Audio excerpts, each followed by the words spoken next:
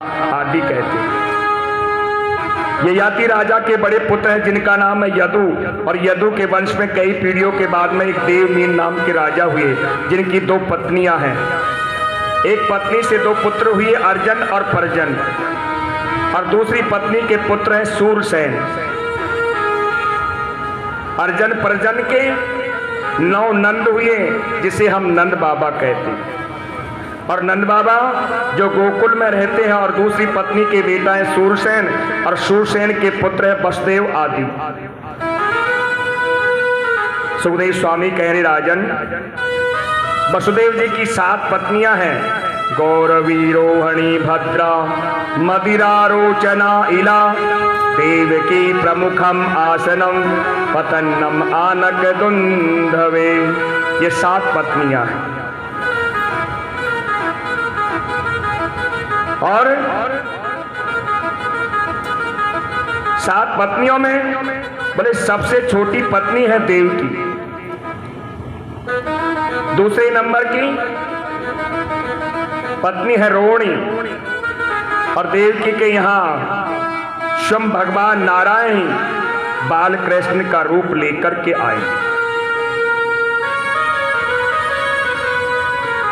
और रोहिणी के पुत्र हुए बलराम आदि। मथुरा में जन्म लिया, गोकुल में लीला की, वृंदावन में रास रचाया, मथुरा पर आकर के चढ़ाई की,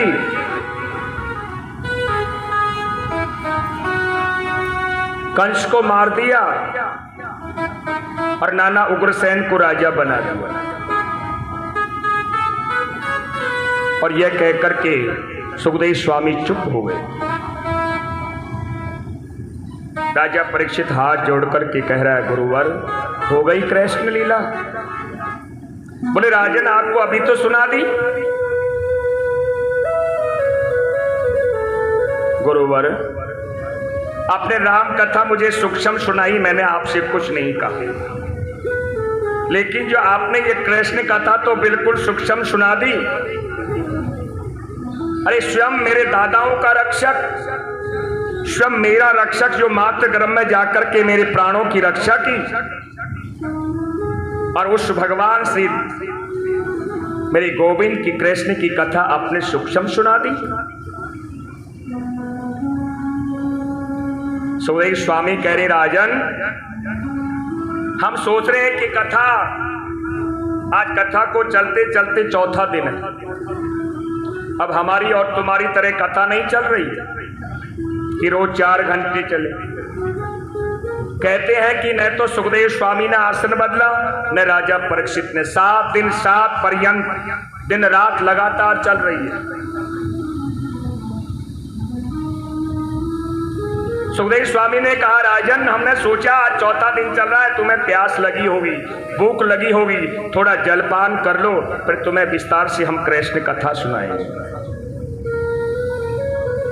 राजा परीक्षित हाथ जोड़कर के प्रार्थना कर रहे, गुरुवर यह तो मैं नहीं कहता कि मैंने भूख और प्यास दोनों पर विजय प्राप्त कर ली, क्योंकि ये भूख और प्यास की वजह से तो मुझे ये सप्तम दिवस में मृत्यु का श्राप लगा हुआ है। तो यह तो मैं नहीं कहता कि मैंने भूख और प्यास दोनों पर विजय प्राप्त कर ली, लेकिन गुरुवर जो आपसे, आपके मुख से जो मुखार बिंदु से अमृत बरसने वाली जो कथा चल रही है ना, निकल रही है वो कथा, उसका पान करने के बाद में न मुझे भूख है न मुझे प्यास है। मुझे तुम कृष्ण कथा विस्तार से सुनाइए। गुरुवर पितामहं समरे समञ्जनं व्रतं तादृशं तमिंगलै दुरतं कौरवं सैन्यसागरं व्रतवर्तं वसतपदं स्वं यल्पवः। पितामह समरे यानी भीष्म पितामह, द्रोणाचार्य, कृपाचार्य, कितने बड़े बड़े अद्रथी वीर, और 100 भाई कौरव। और मेरे बाबाओं के पास में क्या था? मेरे बाबा तो 5 भाई थे। लेकिन कृष्ण रूपी नौका का आश्रय लिया और उस समुद्र को, बड़े बड़े समुद्र में बड़ी बड़ी तिमंगल मछलियों को ऐसे पार कर लिया जैसे कोई गाय के बने हुए खुर से जो खड्डा हो उसको पार कर लिया जाए।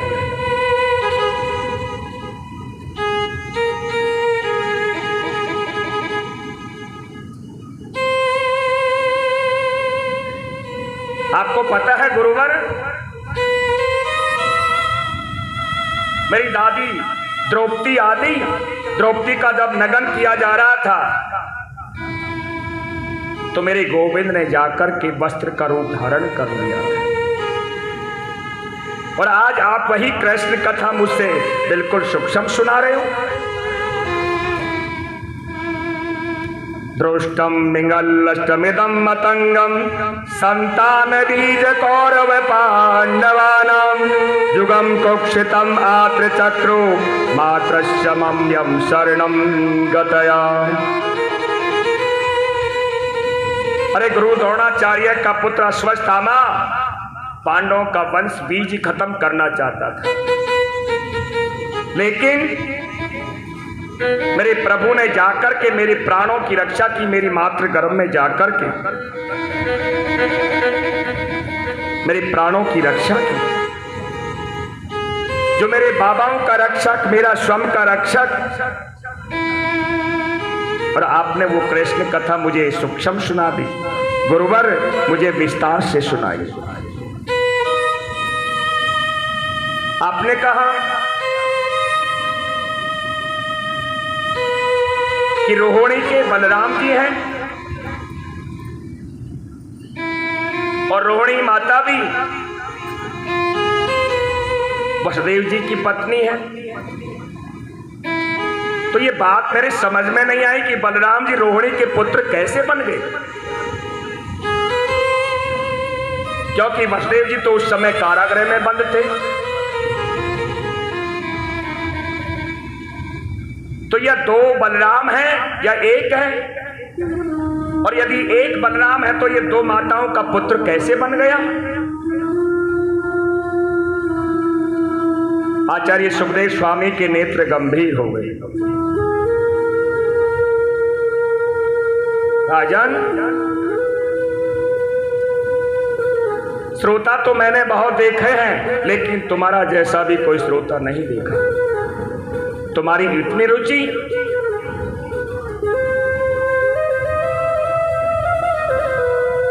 तो मैं तुम्हें कृष्ण कथा जरूर सुनाऊं। श्री बांके बिहारी लाल की जय। बिगड़ी मेरी श्याम, बिगड़ी मेरी, बिगड़ी मेरी श्याम, बिगड़ी मेरी, ओ मेरे श्याम सलोने सरकार बना दो बिगड़ी मेरी, मेरे राधा बना दो बिगड़ी मेरी, बिगड़ी मेरी श्याम, बिगड़ी मेरी, बिगड़ी मेरी श्याम, बिगड़ी मेरी, बिगड़ी मेरी श्याम, बिगड़ी मेरी, बिगड़ी मेरी श्याम, बिगड़ी मेरी, मेरे श्याम सलोने सरकार बना दो बिगड़ी मेरी, मेरे श्याम सलोने सरकार बना दो बिगड़ी मेरी।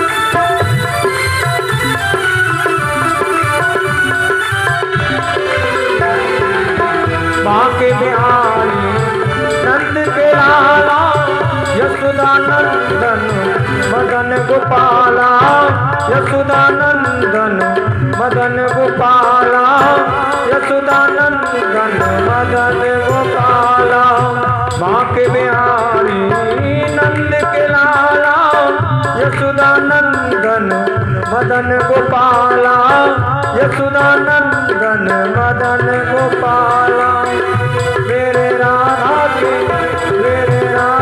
के तुम भरता बना दो बिगड़ी मेरे श्याम सलोने करता बना दो बिगड़ी मेरी ओ बिगड़ी मेरी श्याम बिगड़ी मेरी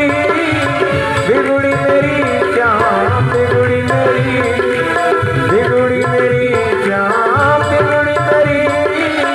बिगड़ी मेरी श्याम बिगड़ी मेरी मेरे श्याम सलोने करता बना दो बिगड़ी मेरे श्याम सलोने करता बना दो बिगड़ी मेरी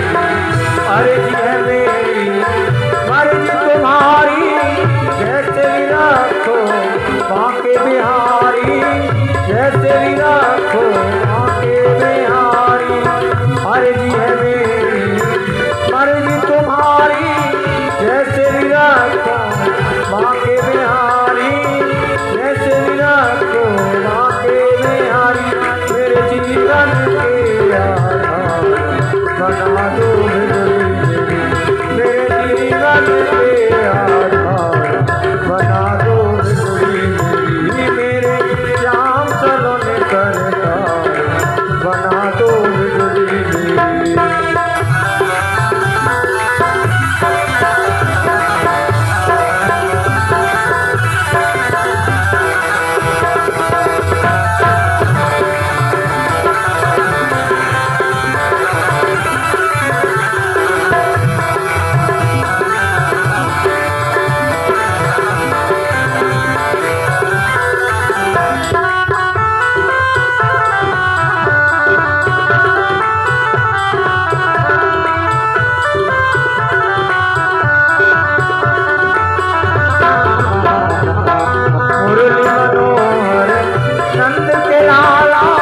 यशोदानंदन मदन गोपाला यशोदानंदन मदन गोपाला मुरली मनोहर नंद के लाला यशोदानंदन मदन गोपाला यशोदानंदन मदन गोपाला मेरी विनती है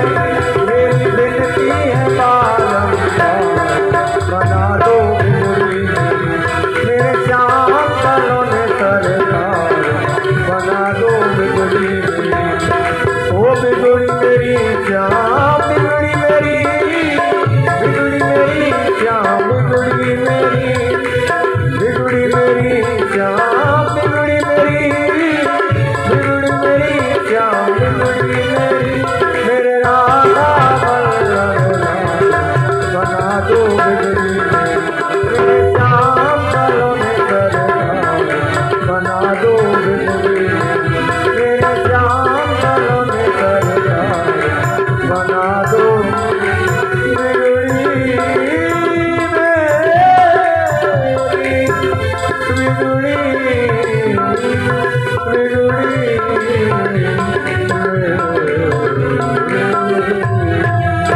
बोलिए वृंदावन बिहारी लाल की जय जय जय श्री राधे सुखदेव स्वामी कह रहे राजन तुम्हारी ये जो नैष्ठिक बुद्धि है भगवान श्री कृष्ण की कथा में तो मैं विस्तार से भगवान श्री कृष्ण की कथा सुना रहा। आचार्य सुखदेव स्वामी ने कहा परीक्षित मेरे प्रभु अवतार लेकर के कब आते हैं? जब पृथ्वी पर अधर्म का अधिक बोला बाला हो जाता है। तो जब पृथ्वी पर अधिक पाप बढ़ गया तो आज पृथ्वी देवी गाय का रूप धारण करके और देवताओं के पास में पहुंची। देवताओं से जाकर के पृथ्वी देवी कह रही है, यदि इसी प्रकार से मेरे ऊपर पाप होता रहा तो मैं एक दिन रसातल को चली जाऊंगी, आप कुछ करिए ना। तो देवता और पृथ्वी देवी ब्रह्मा जी के पास में चले। ब्रह्मा जी ने, पृथ्वी देवी ने, देवताओं ने कहा, तो ब्रह्मा जी ने कहा, पृथ्वी देवी अब तुम्हें घबराने की कोई बात नहीं, क्योंकि साक्षात पूर्ण ब्रह्म ईश्वर नारायण अवतार लेकर के पृथ्वी पर आ रहे हैं और तुम्हारे दुख की निवृत्ति हो जाएगी। वसुदेवं गृहं साक्षातं भगवान पुरुषो परः जनयसे यत् प्राप्तं संभवन्तुं सुरत्रिय। ब्रह्मा जी ने कहा, मथुरा में वसुदेव जी के यहाँ, देवकी वसुदेव जी के यहाँ देवकी के गर्भ से मेरे नारायणी प्रभु अवतरित होकर के आएंगे। गोकुल में नंद जी की जो भार्या है यशोदा मैया, वहां जाकर के मेरे प्रभु रात पर अपनी लीलाएं करें। हे माता पृथ्वी, अब तुम्हारे कष्ट को दूर होने की, निवृत्ति होने की समय आ गया। अब तुम्हें कोई चिंता करने की आवश्यकता नहीं।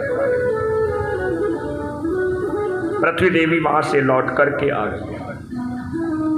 इधर मथुरा में एक बड़ा राजा है और उस राजा का नाम है उग्रसेन। वर्णन आता है कि उग्रसेन जी के यहाँ कोई पुत्र नहीं है, तो इन्होंने भगवान शिव की तपस्या की, पुत्र कामेष्टि यज्ञ किया, तो इनकी पत्नी गर्भवती हो गई, गर्भ में बालक आ गया। एक बार अपनी सहेलियों के साथ में उग्रसेन जी की पत्नी विहार कर रही थी, तो एक दुर्मल नाम का राक्षस था और वो दुर्मल नाम के राक्षस की छाया उग्रसेन जी की पत्नी के ऊपर पड़ गई। और उस छाया पड़ने का परिणाम क्या हुआ? उग्रसेन जी के जो यहाँ पुत्र हुआ वो कोई और नहीं, राक्षस स्वयं कंस था। तो उग्रसेन जी के यहाँ पुत्र हो गया। अब राजा उग्रसेन को खुशी का ठिकाना नहीं रहा, क्योंकि पुत्र होता है तो सभी को खुशी होती है। तो राजा ने जाकर के ब्राह्मणों से कहा, महाराज बताइए मेरा यह बालक कैसा होगा आगे चलकर, देखिए इसकी जन्म कुंडली, इसकी पत्री देखिए। ब्राह्मणों ने देखा, राजन ये तुम्हारे कुल को बर्बाद कर देगा, एक काम करो इसका परित्याग कर दो, तुम्हें अपना कुल बचाना है तो परित्याग कर दो। तो उग्रसेन जी ने क्या किया? लता पताओं में लपेट करके कंस को और यमुना जी में एक डलिए में सजा करके यमुना जी में प्रवाहित कर दिया। इधर उसी समय वसुदेव जी के पुत्र, उस वसुदेव जी के पिता शूरसेन जी उस यमुना में स्नान करने के लिए आए थे और वो बहता हुआ कंस आ रहा था। तो जैसे ही वसुदेव जी के पिता शूरसेन जी ने देखा और शूरसेन जी ने उस बालक को, बहते हुए बालक को, कि ये इस प्रकार से बहता रहा तो मर जाएगा, तो उस बालक को लेकर के घर आ गए।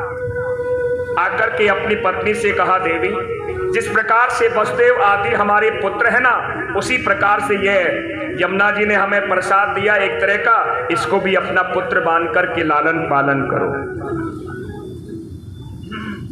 अब ये वसुदेव जी के साथ में कंस पल रहा है, बड़ा हो रहा है।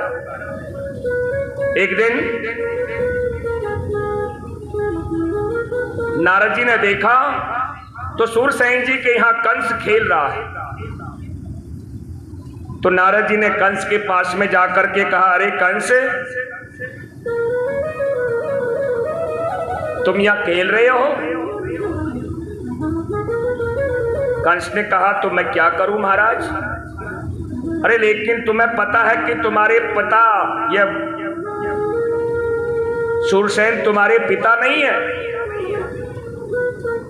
तो महाराज मेरे पिता कौन है? बोले, तुम तो उग्रसेन जी के पुत्र हो और तुम्हें जन्म लेते ही तुम्हारे पिता ने लता पताओं में लपेट करके यमुना में प्रवाहित कर दिया और ये सूरसेन जी ला करके तुम्हारा लालन पालन कर रहे। कंस ने कहा, अच्छा, हमारा जन्म लेते ही हमारे पिता ने परित्याग कर दिया? तो कंस ने जाकर के भगवान भोलेनाथ की तपस्या प्रारंभ कर दी। भगवान भोलेनाथ तपस्या में प्रसन्न हो गए। तपस्या से प्रसन्न हुए, कहा वरदान मांगो।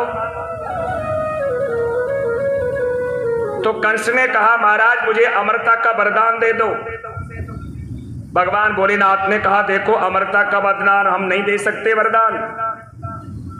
एक काम करो, हमारे पास में एक धनुष रखा है, उस धनुष को ले जाकर के तुम उसकी रक्षा करके रखना। कोई साधारण व्यक्ति इस धनुष को नहीं तोड़ सकता और जो इस धनुष को तोड़ेगा मुझे तुझे छोड़ नहीं सकता।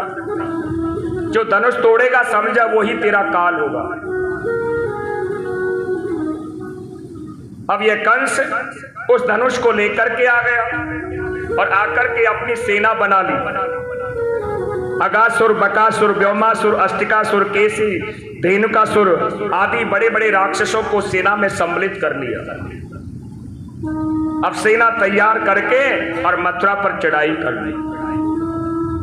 और चढ़ाई कर दी तो क्या परिणाम निकला? विजय प्राप्त की और अपने पिता उग्रसेन जी को पकड़ करके कारागृह में बंद कर दिया। अब ये राजा बन गया मथुरा का। अब राजा बन गया मथुरा नगरी का। चारों ओर इंडोरा पिटा दिया कि आज के बाद में कोई भी देवी देवता के नाम की पूजा पाठ सब बंद करो और यदि किसी को पूजा पाठ करनी है तो हमारे नाम से करो, हम ही तुम्हारे भगवान हैं।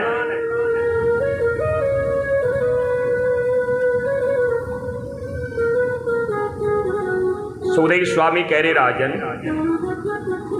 कभी कभी क्या होता है, बोले दुष्ट व्यक्ति का हृदय भी कभी उसके अंदर भी कभी दया भावना आ जाती है। तो कंस जो उग्रसेन के छोटे भ्राता हैं उनकी एक पुत्री है और उसका नाम है देवकी।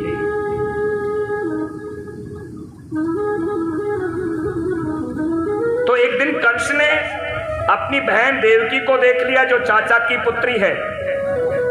मन में विचार किया कि मेरी चाचा की पुत्री है, मेरी बहन है और ये विवाह के योग हो गई।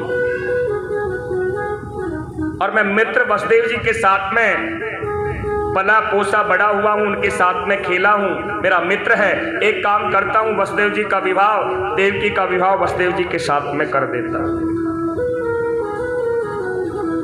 अब देवकी का विवाह वसुदेव जी के साथ में बड़ी धूमधाम से कर दिया। देवकी को रथ में बैठा करके विदा कर रहे हैं। सुखदेव स्वामी ने कहा, राजा परीक्षित, ये देवताओं से नहीं रहा जाता, ये भी मौका देखते हैं। अब कंस बड़ी प्रसन्नता से देवकी को विदा कर रहे हैं, लेकिन देवताओं ने मौका देखा और मौका देखते ही क्या भविष्यवाणी कर दी? पथम प्रणीतम कंसवम भासम हरिसम विराकः अस्मा अष्टमो गर्भो हंतम बवेशम बभूतः। अरे कंस, अरे राजा कंस, जिस बहन को तू इतनी खुशी से विदा कर रहा है, पता है इसी बहन का अष्टम गर्भ तेरा काल होगा। आकाशवाणी सुन ली, अष्टम गर्भ तेरा काल होगा। कंस ने सोचा अष्टम गर्भ काल से होगा, काल होगा। कंस ने सोचा मन में, जब हम काल देने वाले को नहीं छोड़ेंगे तो काल पैदा कहां से होगा। अभी इन्होंने खुशी खुशी से रथ में बैठाया है देवकी को और तुरंत केस पकड़ करके देवकी को रथ से नीचे घसीट लिया।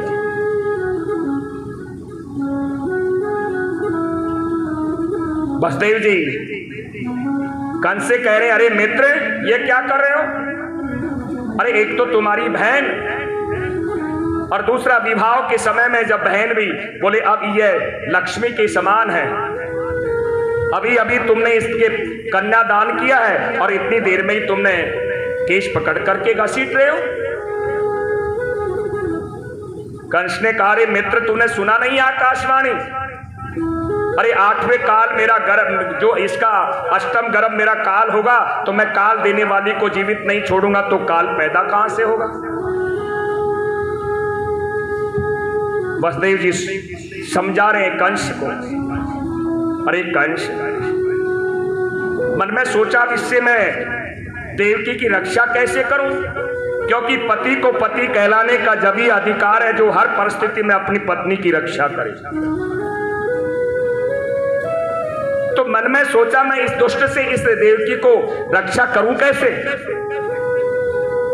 कहा, अरे मित्र तो इतना बड़ा अधिरथी वीर योद्धा, लोग क्या कहेंगे। एक झूठी सी आकाशवाणी सुनी और आकाशवाणी सुनते ही कंस ने अपनी बहन को ही मार दिया। कंस कह रहा, लेकिन वो तो सब ठीक है, तुमने आकाशवाणी को तो सुनो, क्या कहा था।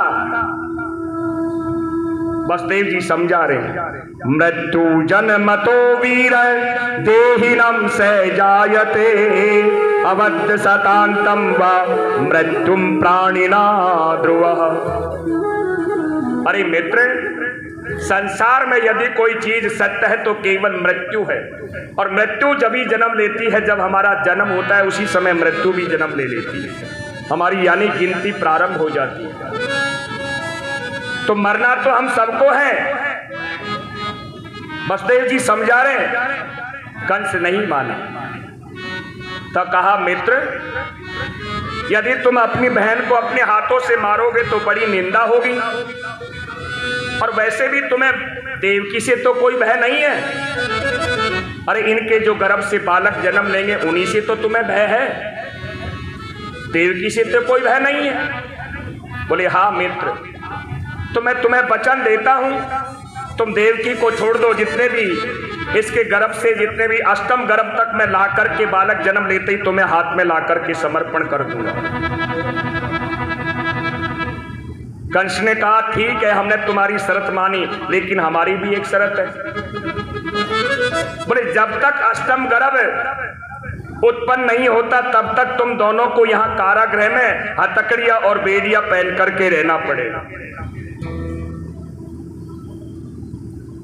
तो देवकी और वसुदेव जी को हथकड़िया और बेड़िया पहना करके और कारागृह में बंद कर दिया।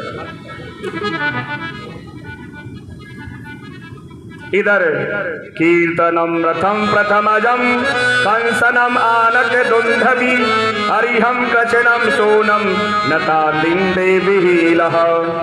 कीर्ति कहते हैं देवकी वसुदेव के प्रथम पुत्र है, उसका नाम है कीर्तिमान। तो कीर्तिमान से लेकर के 6 पुत्रों तक कंस को ला करके देते और कंस उसको मार देता। 7वें गर्भ में जब बालक आया तो भगवान के मन में भी चिंता हुई। भगवान नारायण सोच रहे हैं कि जैसे ही बालक जन्म लेता है तो यह दुष्ट तो मारने के लिए चला आता है, लेकिन यह अष्टम गर्भ कोई और नहीं, स्वयं हमारा शेषनाग अवतार, जो राम अवतार में लक्ष्मण जी बन करके आए और कृष्ण अवतार में बलराम जी बन करके आ रहे हैं।